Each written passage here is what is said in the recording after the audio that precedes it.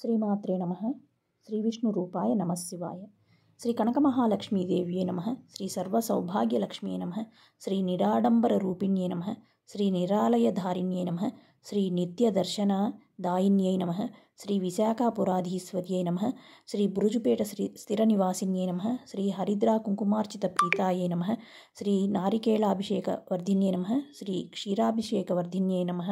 శ్రీ కర్పూర నీరాజన ప్రీతాయై నమః. ఈ నామాలన్నీ కూడా మార్గశిర మాసంలో కనకమహాలక్ష్మీదేవిని పూజించే నామాలండి. 30 నామాలు ఉన్నాయి. ఈ నామాలు నాకు నా ఫ్రెండ్ ఒకళ్ళు వాట్సాప్లో షేర్ చేశారనమాట. వాళ్ళు మార్గశిర గురువారాల వ్రతం అనేది చేసుకుంటారు. మాకైతే ఆనవాయితీ లేదు. కాకపోతే ఆవిడ షేర్ చేసినప్పటి నుండి ప్రతిరోజు కూడా ఈ నామాలు చదువుకుంటూ నేను అమ్మవారికి కుంకుమార్చన చేసుకుంటున్నానండి. ఈరోజు వీడియోలో కనకమహాలక్ష్మీదేవి పూజ అంటే మార్గశిర మాసంలో ఇంకా ధనుర్మాసంలో మొదటి శుక్రవారము, మార్గశిర మాసంలో 3వ శుక్రవారము నేను పూజ ఎలా చేసుకున్నాను అనే వీడియోని షేర్ చేస్తున్నానండి. సో వీడియోని స్కిప్ చేయకుండా పూర్తిగా చూడండి. ఇంకా ఫస్ట్ టైం మన ఛానల్ని చూసేవాళ్ళు తప్పకుండా ఛానల్ని సబ్స్క్రైబ్ చేసుకోండి. ముందుగా ఈరోజు అమ్మవారికి ప్రసాదంగా అంటే ధనుర్మాసం కూడా జరుగుతుంది కాబట్టి కృష్ణ భగవానుడికి ఈరోజు గోదాదేవి సమేత శ్రీ రంగనాయక స్వామికి చక్కెర పొంగలి ప్రసాదం అనేది రెడీ చేసుకున్నానండి. ఉదయాన్నే 4:30కి అలా లేచేసి ఇంటి పనులన్నీ చేసేసుకొని ఇల్లు శుభ్రం చేసేసుకొని బయట కూడా ముగ్గు వేసే చోట కూడా క్లీన్ చేసేసుకొని తర్వాత స్నానం చేసుకొని వచ్చిన తర్వాత బయట ముగ్గు అది పెట్టుకుంటున్నాను. ముగ్గు కూడా బియ్యం నానబెట్టి గ్రైండ్ చేసుకొని ఆ పిండితో ముగ్గు పెట్టుకుంటూ ఉన్నానండి. అందులో శుక్రవారం లక్ష్మీదేవికి అంటే రంగనాయకికి రంగవల్లులు అంటే ఇష్టము. ధనుర్మాసంలో స్పెషల్స్ అనమాట మనకి ప్రసాదాలు. ఇంకా ఇంటి ముందు ముగ్గు అనేది చాలా విశేషంగా వేస్తూ ఉంటాము. గీతల ముగ్గులు అవి వేసుకుంటాము, వాకిళ్ళని వేస్తాము.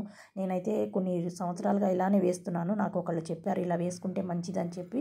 ఇంకా మా చిన్నతనంలో మా అమ్మ కూడా మంచిగా ముగ్గులు వేసేదనమాట. అలా కొంచెం ఇంట్రెస్ట్ కాబట్టి ముగ్గులు అవి వేసుకుంటున్నాను అనమాట.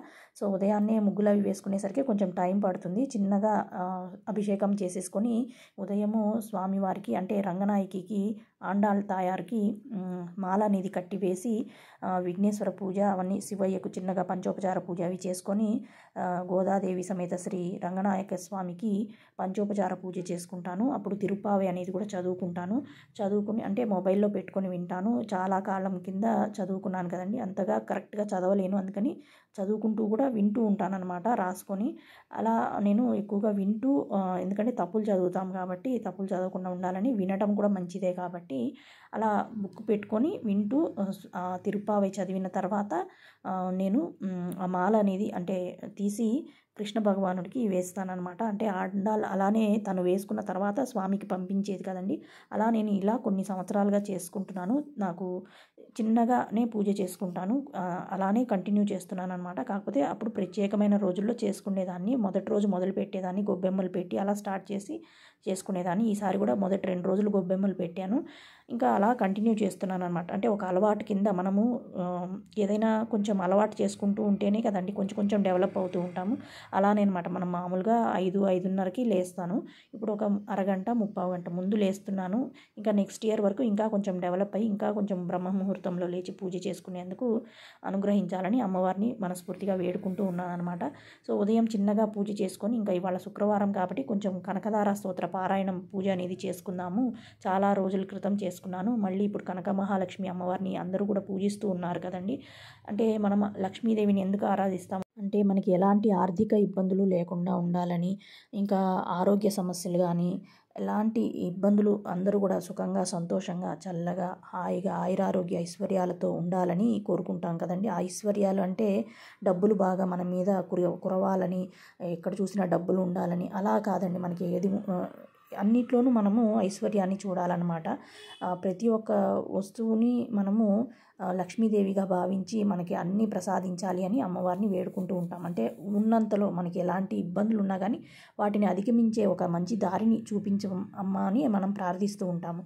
అలాగే అనమాట. మనకి మనసుకి ఏదైనా ఇబ్బందిగా అనిపిస్తూ ఉన్నప్పుడు తెలుస్తుంది. మనం ఏదైనా ప్రత్యేకంగా అమ్మవారిని ఆరాధించుకుంటే మనకి మనసుకి కొంచెం అది జరుగుతుందో లేదో అది తర్వాత సంగతి. కాకపోతే మనసుకి అమ్మవారికి ఇలా చేసుకున్నాం ఇవాళ పూజ అని మనసుకి తృప్తిగా ఉంటుంది. అదే నాకు కొంచెం హ్యాపీగా అనిపిస్తూ ఉంటుందన్నమాట. అందుకని ఏదో ఒకటి ప్రతి శుక్రవారము మనకి పండగ. అంటే మామూలుగా పండగలు ఎప్పుడో వస్తూ ఉంటాయి. కాకపోతే మనకి ఆడవాళ్ళకి ప్రతి శుక్రవారము పండగే కదండి, అలాగే అనమాట. అందులోనూ మార్గశిర మాసము ప్లస్ ధనుర్మాసము.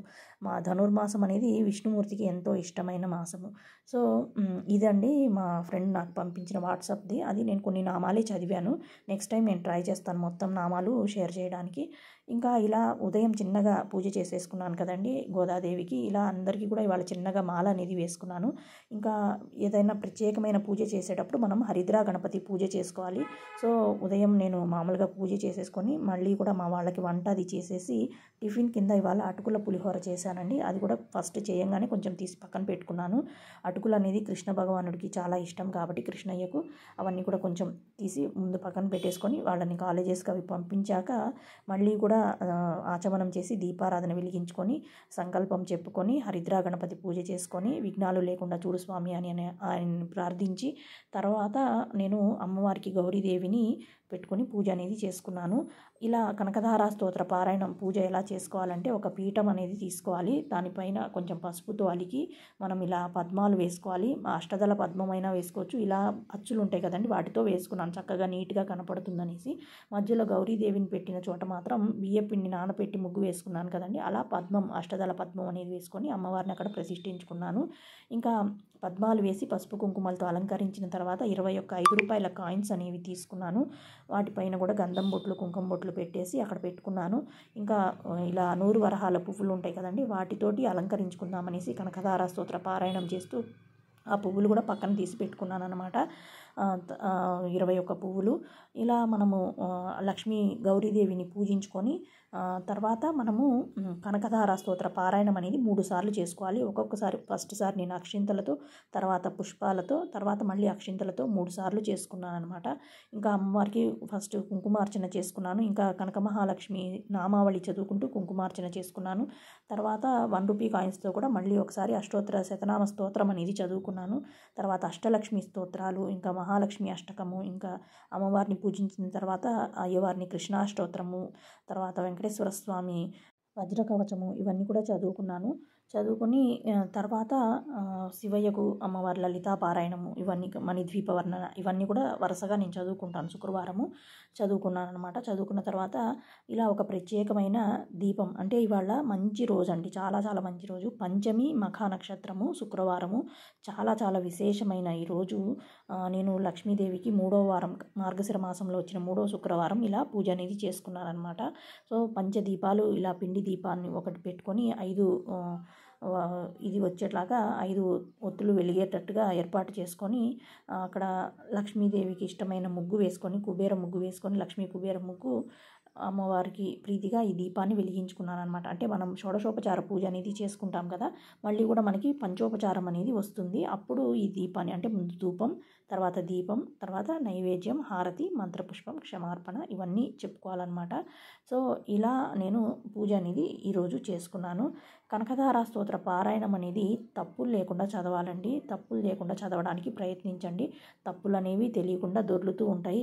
క్షమార్పణ వేడుకోవాలి. కాకపోతే పూర్తిగా తప్పులు లేకుండా నేర్చుకుంటే చాలా మంచిది. నేను దగ్గర దగ్గర 10-12 ఏళ్ళుగా చదువుతున్నాను. నాకు ఫస్ట్లో తెలుగు వచ్చేది కాదు. నేను ఇంగ్లీష్ బుక్ తెచ్చుకొని అది పెట్టి చదువుతూ ఉన్నాను ఇన్ని రోజులు. తర్వాత నాకు తెలిసింది ఆడియోలు అవి వింటూ ఉంటే చాలా చాలా తప్పులు అనేవి నేను కూడా చదివాను.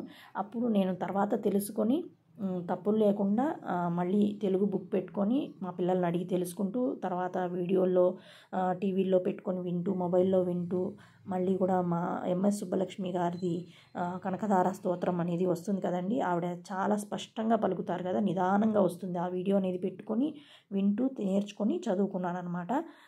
అప్పుడు కూడా మనం తెలియకుండా కూడా తప్పులు చదివి ఉంటాము. అందుకనే ఎప్పుడైనా పూజ చేసిన తర్వాత చివరిలో క్షమార్పణ అనేది చెప్పుకోవాలి.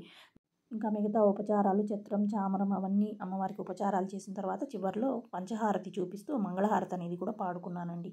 ఇలా మార్గశిర మాసంలో వచ్చిన 3వ శుక్రవారం పూజ అయితే నేను చేసుకున్నానండి. మాకు గురువారాలు చేసుకునే ఆనవాయితీ లేదు. అందుకనేసి శుక్రవారాలే ప్రతి శుక్రవారం పూజ చేసుకుంటాను కాబట్టి అలాగే నేను చేసుకున్నాను అనమాట.